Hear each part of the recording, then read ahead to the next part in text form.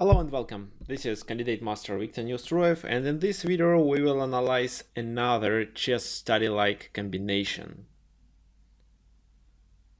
This puzzle or study-like combination is created by a Russian composer Aleksandr Zhukov.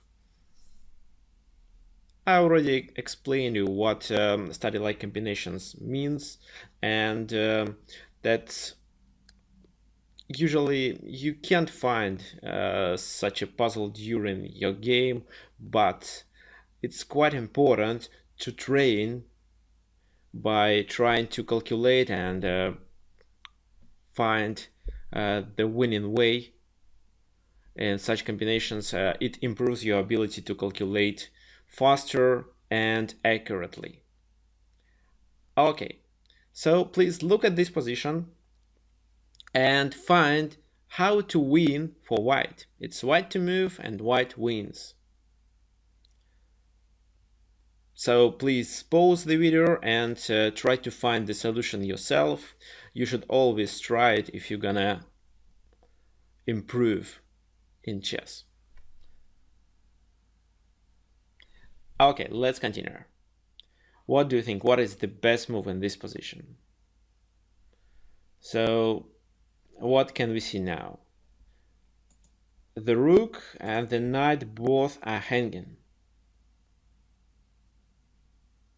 If we lose the knight, then I don't think white can do anything to win. He probably can make a draw, but not win.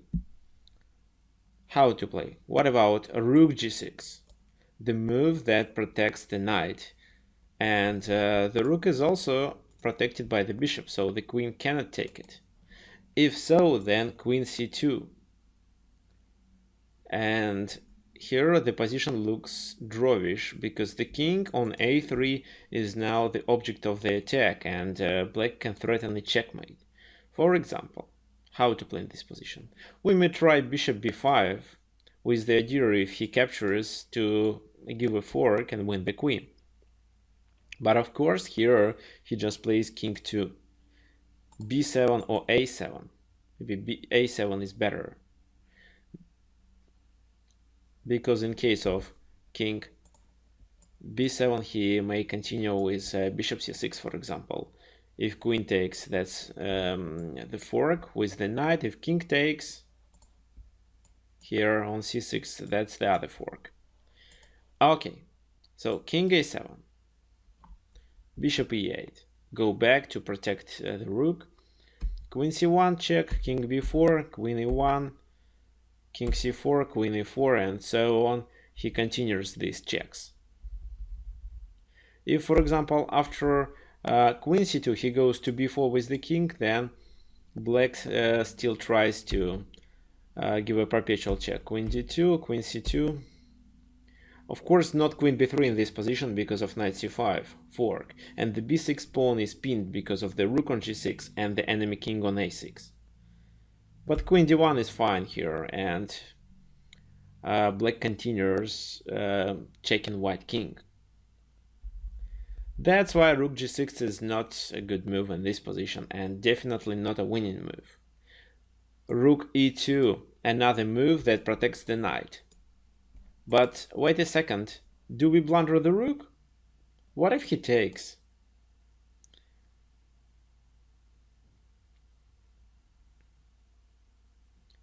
If so, then he loses the game. Oh, wait a second. What if he doesn't take? Let's try to analyze some other of his moves before I show you the main line. What if queen f5, for example? Here we may see that white have the material advantage, and he can make his pieces interact with each other. For example, he plays c3, king b7, knight d4, knight goes to the center, queen g5, bishop c6 check, king c8, king b2. So white makes his king much safer.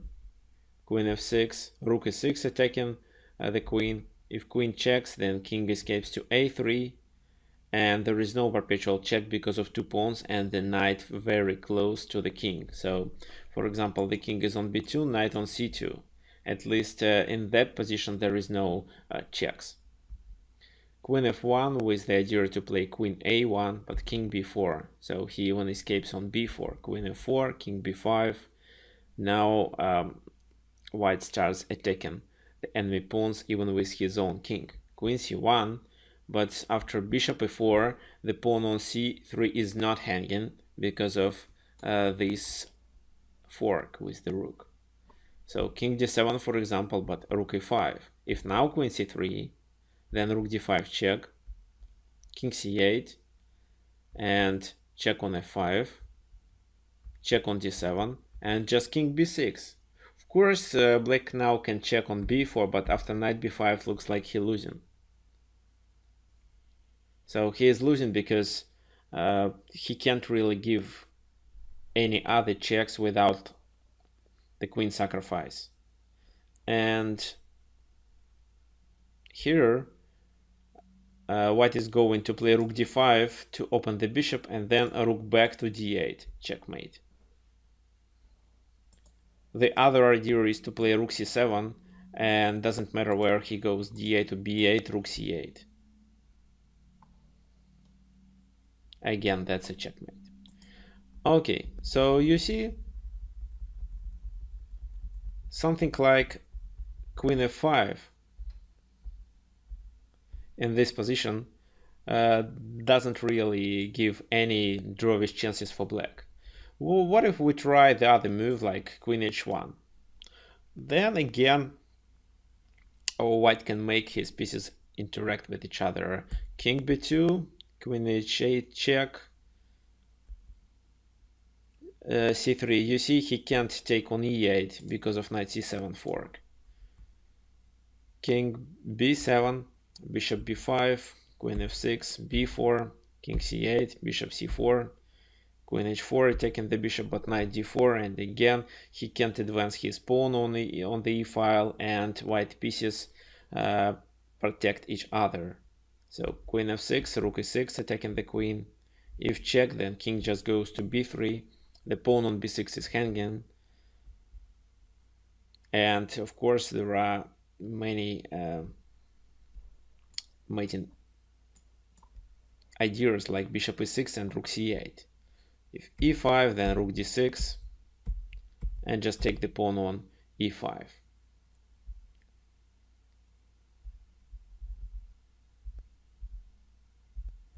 Okay, now it looks like if black doesn't take the queen but just make an ordinary move, then white wins because he realizes his extra material. Let's check what to do in case if he takes queen e2. How would you play in this position for white? Again, if you want, you may pause the video and think a little bit. Bishop b5 is a winning move in this position. How to play now? Of course, not king b5, because then knight d4, king goes c5, knight takes e2, and with extra knight, that's absolutely winning position. So he cannot ignore this move because that's a fork. What if he takes with the queen? Then knight c7, fork. Again, if king goes a7 or b7, we are with extra piece. So he plays king a5. How to play in this position? If now white takes, that's a drawish position. Two pawns against two pawns. Even it's white who has to force a draw in this position because black has a distant passed pawn. But because of king b2 and now the king comes closer to the center, so he's able to stop the e-pawn, that's a drawish position anyway. So knight c7, king a5, and the question was how to play, how to continue for white to be able to win this game. And the winning move here is c3. What is the idea behind this move? We just want to play b4. You see, there are no squares for the king. The a6 and b5 are attacked by our knight. a4 is protected by the king, and b4 is protected by the pawn and the king too. However, the b6 is occupied by his own pawn, and he cannot move this pawn in one move. Next move that white is gonna play is b4 check. And if there is no queen on b5, it is a checkmate. But even with the queen, that's a checkmate. So b4, queen b4, c takes on b4. Like, let me show you. That's a checkmate. Of course, in this position, he may sacrifice the queen, but that's still a winning position for white.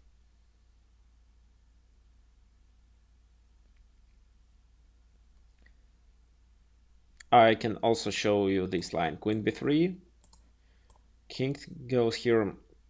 The king is stalemated, so he has to play with the pawn or with the other pawn. So if b5, then just king a3. And if now king goes to b6, he loses the e7 pawn. For example, knight d5. If he plays with this pawn,